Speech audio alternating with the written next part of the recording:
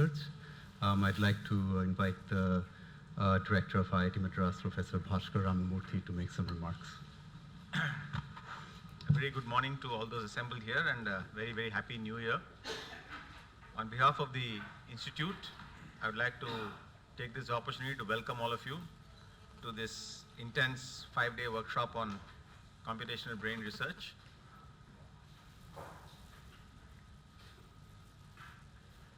This is a very new area for IIT Madras.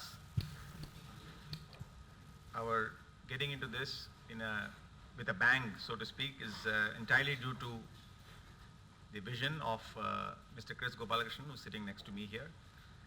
He has endowed 3 chairs in this area at IIT Madras, and we were fortunate to find 3 wonderful scientists and academics to be the first occupants of these chairs. Professors Partha Mitra, Mrigangsur and Anand Raghunathan. And therefore we got off with a very big bang very quickly. This particular workshop is driven substantially by Professor Mitra, who's the H.N. Mahabala Chair at IIT Madras in Computational Brain Research. Chris is, of course, this is part of a bigger effort that Chris is supporting, which includes a Center for Brain Research in Bangalore under the umbrella of Indian Institute of Science, and also an endowment in Carnegie Mellon, which supports postdocs in the same area. He's a distinguished alumnus of our institute. He's on our board of governors. We're therefore very fortunate to be able to be one of the vehicles for implementing his vision, and we really hope that this effort will grow very rapidly and grow and become very strong, and that we become one of the main centers for computational brain research in the coming years. I can see that for these 5 days, almost everybody, the who's who of people who are working in this area from all over the world are assembled here. In fact, it's a great privilege to be able to drop everything and attend this for 5 days. But I can see for the first time, probably I feel the burden of the job that I hold, that I have to go back in another hour and do something else. But nevertheless, I think I envy all of you, those of you who are scheduled to be here for the next 5 days, or a good part of it. There's so many good talks, and this is of course arranged, I think, more in the nature of a deep interaction. That's why you're sitting in this format rather than in our auditorium. Though this does restrict the audience to this size, we can't have others who can just listen. The idea, I think, is that at the end of this workshop, we hope that not only would all of you have a much deeper and better understanding of what's going on, but we are hoping that we'll find many avenues for collaborative work. We already have good collaborative relationships with some of the universities that are represented here, in particular Melbourne, Purdue and so on, but there's no reason why we cannot build up similar relationships with the other institutions. And we are very keen to build our capability in this area, to hire new faculty, young faculty. We encourage students who are attending a young entrance to the academic world, or those who are not here but whose supervisors are here, we encourage them to consider coming to IIT Madras and becoming a part of this exciting new center for computational brain research. So, welcoming you all once again, and I hope these 5 days will be exciting for you. It also coincides from the 6th, from midway onwards, with the cultural festival at IIT Madras. So you'll see a whole lot of people on the streets here and a lot of activity. Some of you, if you want to take a break, that's a good opportunity. I know this can become heavy, so I'm pointing that out. So thank you once again, and wish you all a very, very productive and enjoyable 5 days. Thank you. Good morning. Let me add my welcome to every one of the participants, and a happy new year to every one of you also. Though this is a welcome, I want to put on record my thanks to Professor Bhaskar Ramamurthy, Professor Nagarajan, for very quickly acting on the idea that I had of creating a center for neuroscience, or creating a center for computational brain research at IIT Madras. In fact, I had said probably it'll take 3 years to set up these 3 chairs, and within 1 year, I think all the 3 chairs were set up actually, and with some of the best people that we can get.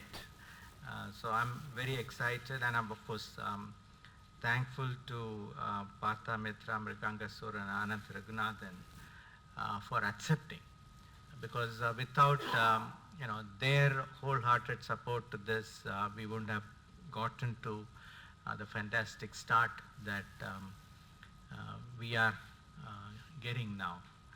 Of course, Professor Srinivas Kumar from the Computer Science Department, they anchor the whole initiative, and I look forward to more participation from the Computer Science Department, because this is going to be, I believe, one of the future directions for computer science, and that's the reason why it's called computational brain research.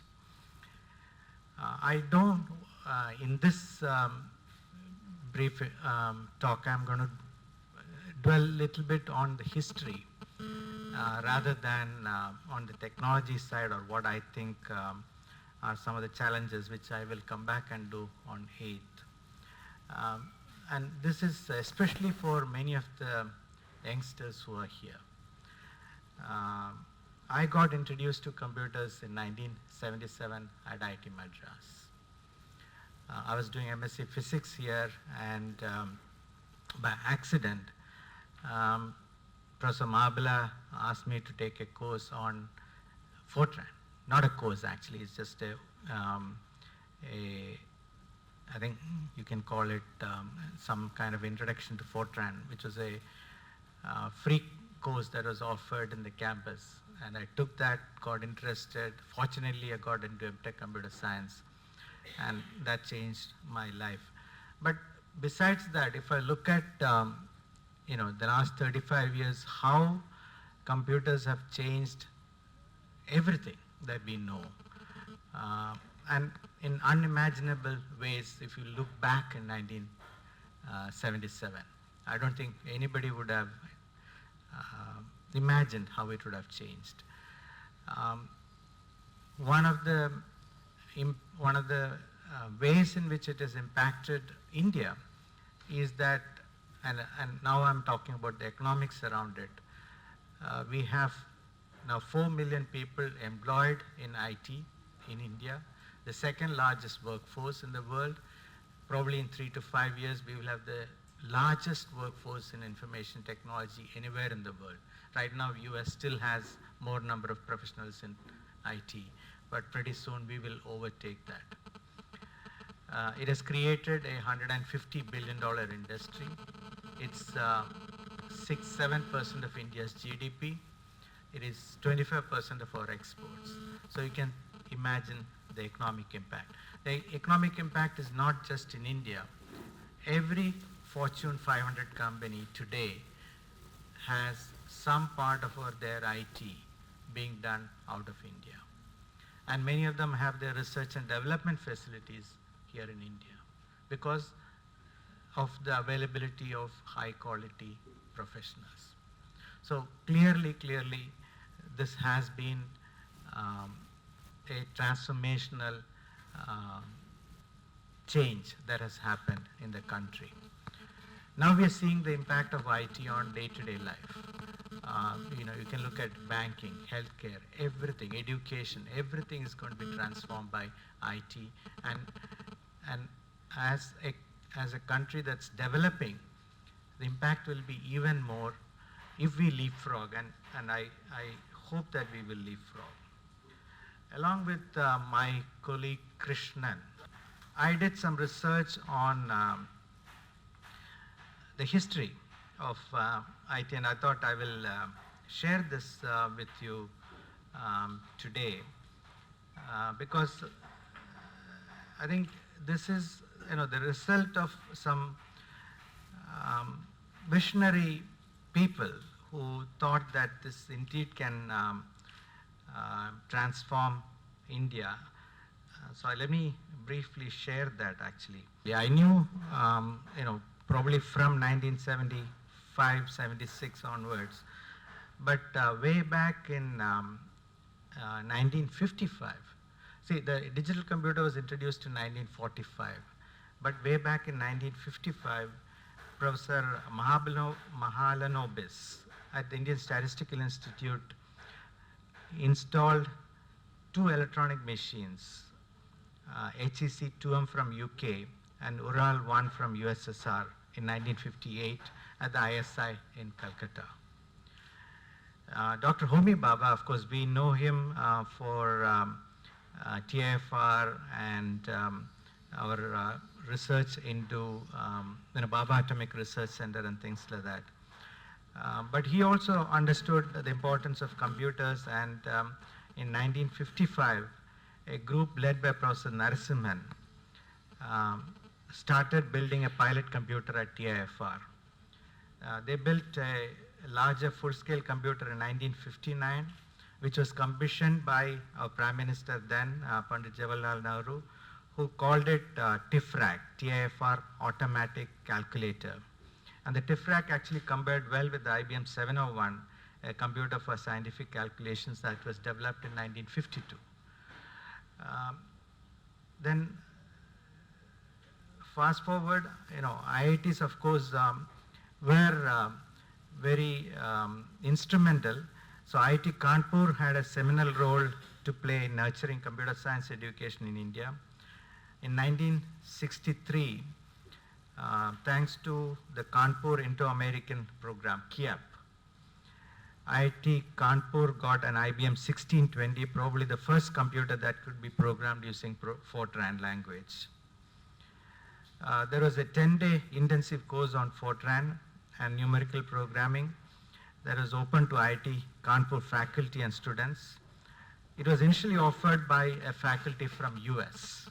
And later on, Professor Rajaraman and Professor Mahabala, who were young faculty at Electrical Engineering Department at IIT Kanpur, took this forward. Actually, they started offering this in 1963, I think, 63 or 64. There was a compulsory course on computer science for students from 1964 at IIT Kanpur. That was the genesis of computer science education in India.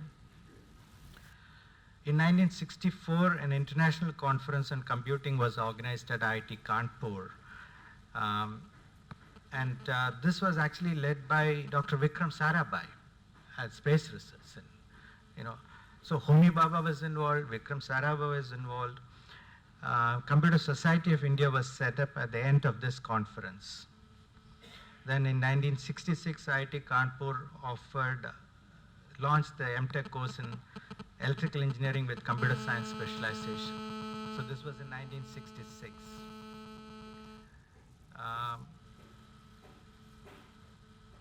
Then TFR, of course, installed a CDC 3600 in 1964. The first computer in the corporate sector was an IBM 1401 at the SO Standard Eastern Inc. in Mumbai. Then I think computer science program in IIT Madras was started probably in 1975, I think. And 1973 we got the IBM 370-155, which was probably the second largest mainframe in Asia at that point.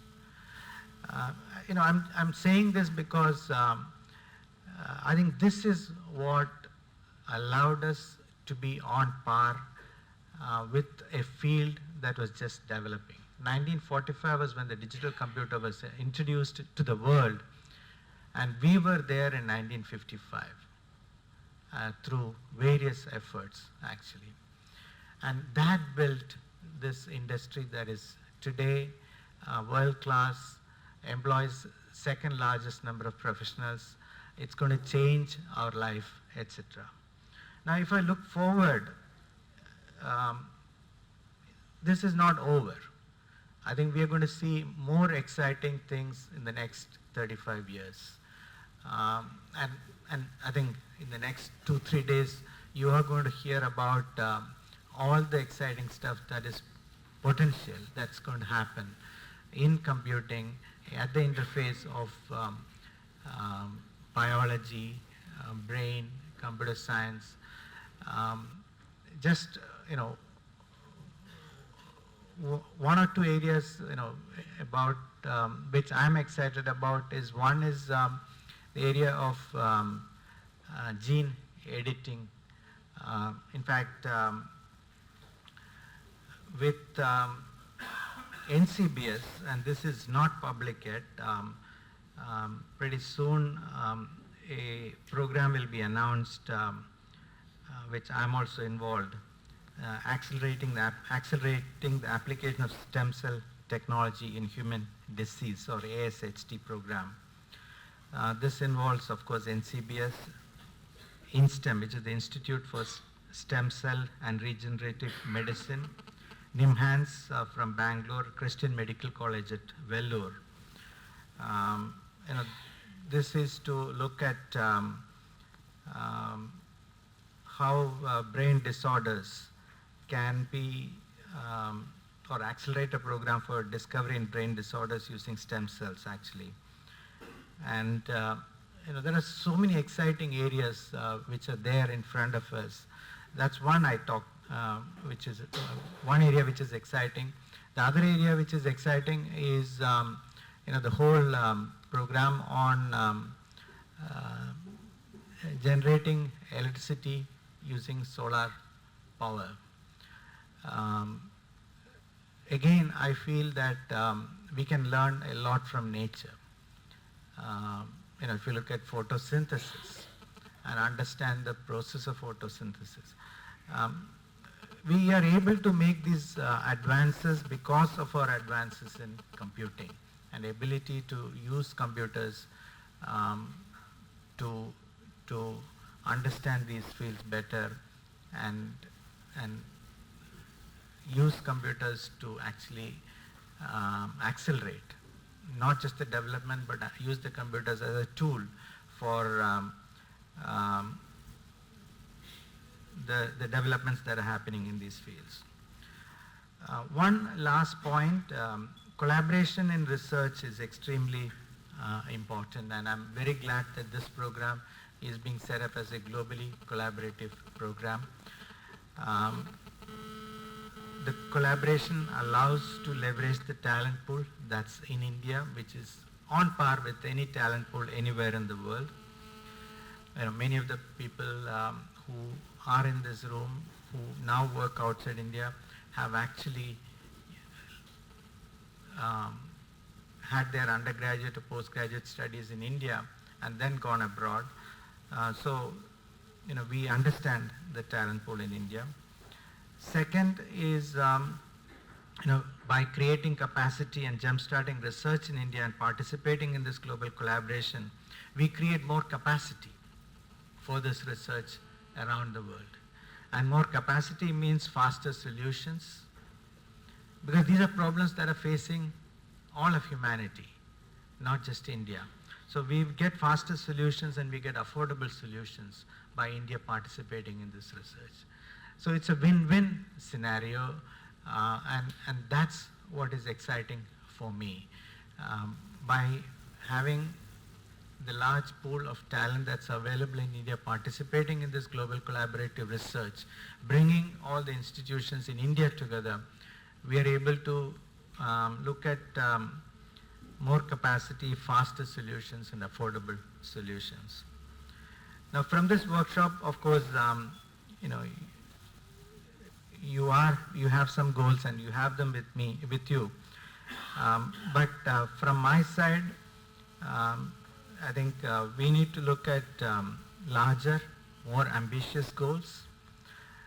We need to look at creative and innovative solutions. We need to look at better collaboration how can we collaborate better. Collaboration also means we don't reinvent the wheel. We actually build on the work that is done elsewhere, and we help each other in that sense. We need to look at, of course, leveraging the ecosystem that exists in India. There are pockets of excellence all over the country, and we need to look at how we can leverage that better. And of course, lastly, we need to look at affordable solutions which will benefit the entire world. That's kind of my vision. So in summary, I feel that we are at the beginning of a wave of innovation over the next 30, 40 years, which will again fundamentally transform.